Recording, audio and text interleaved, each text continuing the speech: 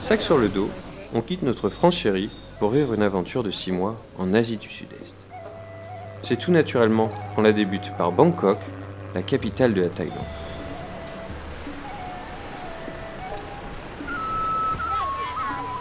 Après une petite nuit dans le ciel et un tout premier pad thai, on se dirige vers notre hostel pour y faire une courte sieste.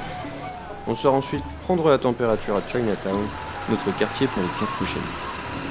Il faut que je me lance, mais je n'ose pas. Vas-y.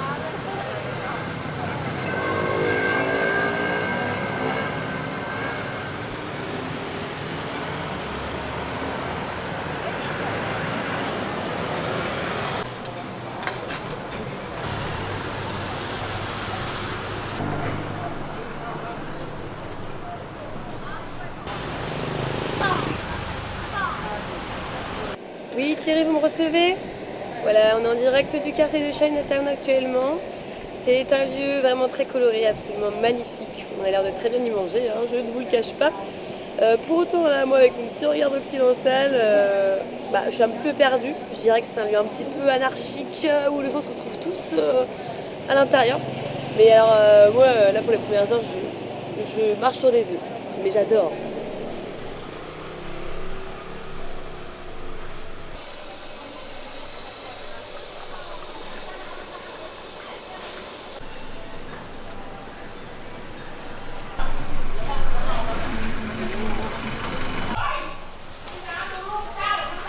Qu'est-ce qu'on a, Marie? De la nourriture free, c'est tout ce que je pourrais te dire. Crash test.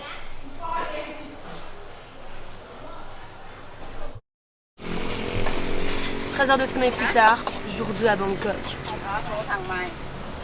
C'est délicieux. Trop bon. Pad Thai Jay. Aujourd'hui, on se rend à pied voir quelques-uns des merveilleux temples dont regorge la ville. Sur la route, on tombe par hasard sur un marché aux fleurs. Alors on se promène dans ces allées fleuries. Là, on était parti pour marcher des fleurs et nous voilà plutôt au marché des légumes et de la coriandre. Ça sent très bon.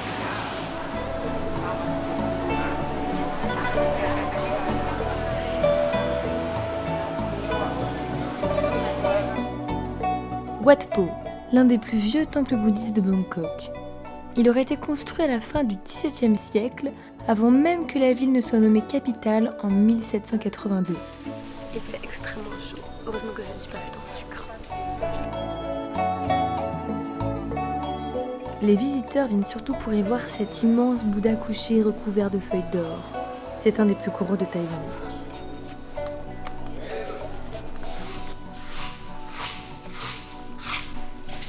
Ce qui est appréciable ici, c'est ma discrétion.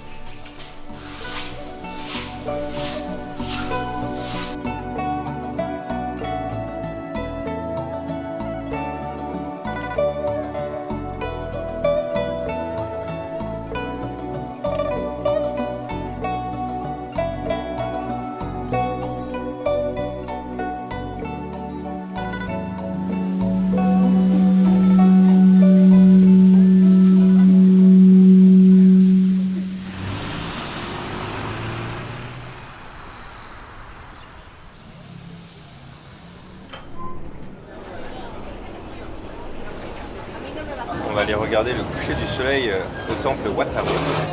Et on a pris des nems aux légumes et des boules de patates douces pour le goûter. Bah, là ça coule, je peux pas te montrer l'autre.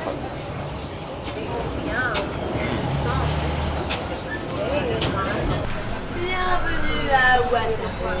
Namo tassa bhagavato arahato samma sambuddhassa. Alors Marie, les marches? C'est des squats les marches.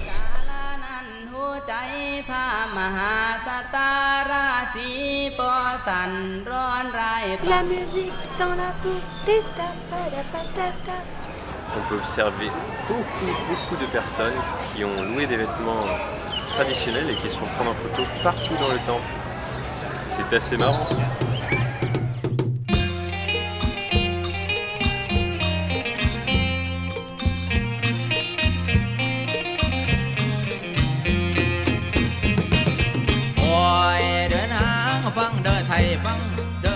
La mienne, elle vaut pas le coup, peut-être.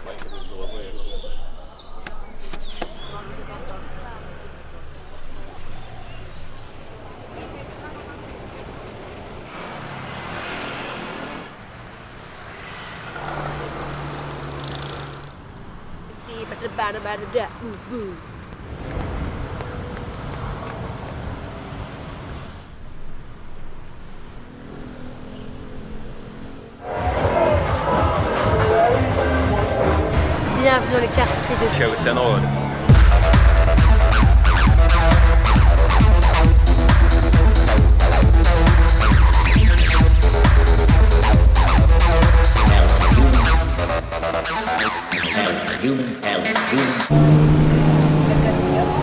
Bon, on n'a pas trop kiffé Khaosan Road, le fait de se faire accoster tous les 2 mètres pour consommer, c'est pas trop notre kiff. Et puis, en fait, on n'était pas d'humeur à faire la fête. Du coup, on a décidé de rentrer vers notre quartier adoré de Chinatown pour un petit plaisir avant de se mettre au pieu.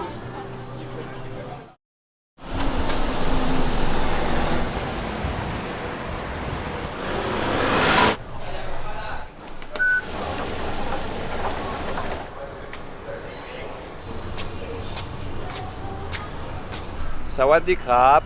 Bonjour les fans. Aujourd'hui, on est au parc de Lumpini pour notre 3e journée à Bangkok. Ouais, là on allait voir les petits sportifs qui courent pendant que nous on les met en marchant finalement. Nous, on prend notre temps.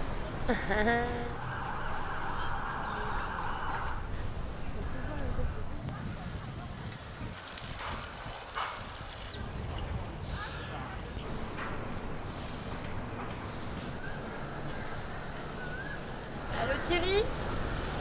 Ah, vous voulez mon ressenti à J3 à Bangkok? Bah écoutez, franchement, c'est une ville extrêmement dynamique, surprenante. Et je peux dire aujourd'hui que je trouve les Thaïlandais très gentils. Après, j'ai toujours mon petit regard de touriste, mais la vite. Mais quelle est cette chose? Tu es un baby crocodile, mais t'es énorme. Et ça va sur Terre ça ou pas? Bien sûr, il s'agit d'un varan. Mais j'étais en face de moi, mais je pars en courant. Hein. Ça te fait peur? Non mais imagine, il va trouver une cachette secrète, il va débarquer là, il va nous foncer dessus, il va être bloqué sur le balcon, je vais sauter dans l'eau et là il y aura plein de varans qui vont me sauter dessus, qui vont me bouffer.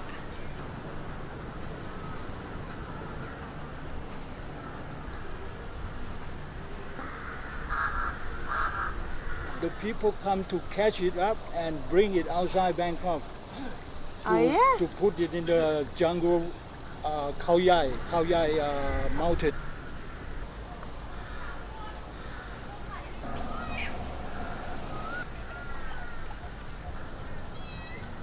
Bon, finalement, on passe plus de temps à observer les animaux que les sportifs. On apprécie le calme du parc en plein cœur du brouhaha de la ville.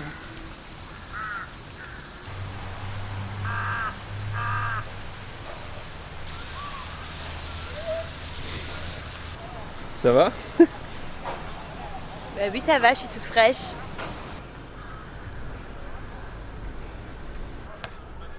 Tous ces gratte-ciels nous donnent la folle envie de visiter un gros centre commercial.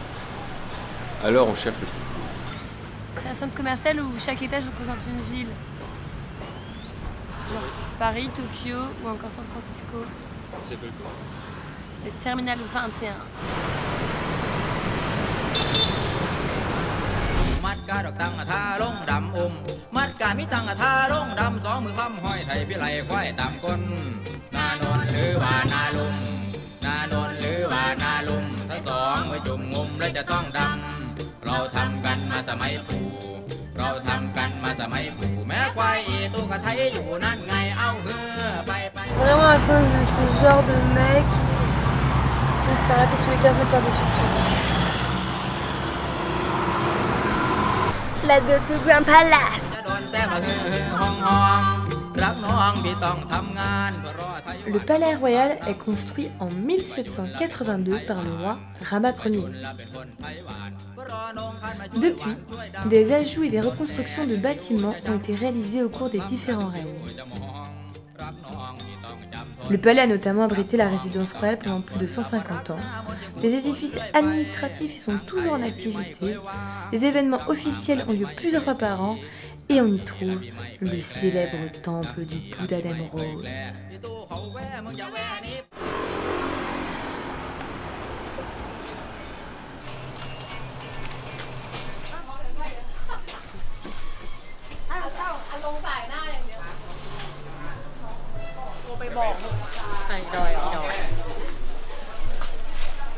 Sur le chemin du retour, on s'engage par hasard dans le marché de Sampeng.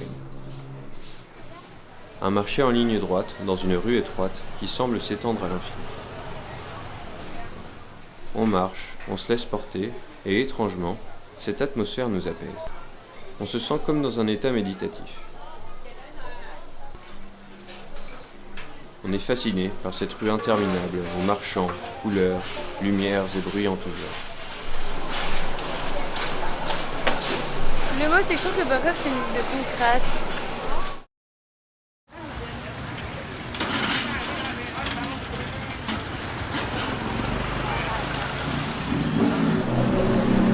Qu'est-ce qu'on en pense? C'est plutôt bon, très sucré. Des graines de sésame. Concentré dans du sucre. À savoir, le marché de Chatuchak est le plus grand de Thaïlande. Et des marchés à Bangkok, il y en a partout. De jour, de nuit. On peut y trouver des vêtements, des couteaux, des fleurs, des animaux, des fruits, à manger tout simplement. La street food, elle est omniprésente dans les rues et on se régale très facilement pour 1,50 €. Alors, t'es contente? Je suis ravie. Je me suis collée les cheveux dans tous les sens. Il n'y a pas mes mèches de grasse qui vont tomber sur le visage. Think lady.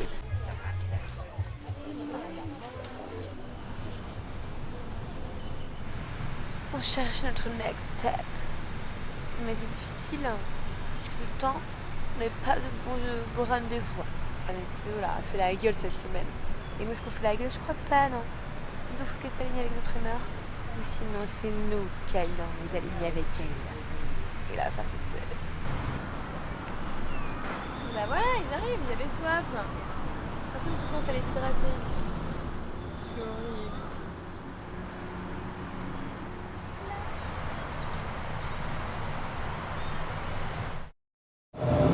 À Bangkok et c'est l'heure de s'en aller à la gare routière, direction le sud, les playas. Pour ma part, c'était ma première fois en Asie et donc ça a quand même été une petite claque culturelle que je me suis prise. En tout cas, ces premiers jours à Bangkok, c'était l'occasion d'observer et aussi d'enregistrer certains codes qu'ils ont ici pour pouvoir mieux m'adapter. On a nos billets pour aller à Phuket parce qu'on veut fuir les îles trop touristiques, donc go to Phuket! De mon côté, j'appréhendais pas mal la ville de Bangkok parce que j'avais peur qu'elle soit trop intense. Alors, ok, c'était intense, mais j'ai beaucoup aimé le fait qu'il y ait une sorte de vie de quartier dans cette immense ville. Il y a plein d'interactions entre les gens, tout est bien organisé, c'est juste que c'est super différent de ce qu'on connaît. Donc ça insiste juste à lâcher prise. Ce que tu cherches, tu le trouveras et il y aura toujours quelqu'un pour t'aider. Bon, pour revenir à la suite de notre voyage, on ne prend pas vraiment la direction de Phuket, mais celle d'une île bien plus petite. Pour s'y rendre, 13 heures de bus nous attendent. Mais on vous racontera notre séjour sur cette île dans la prochaine vidéo. Alors abonne-toi pour ne pas la manquer.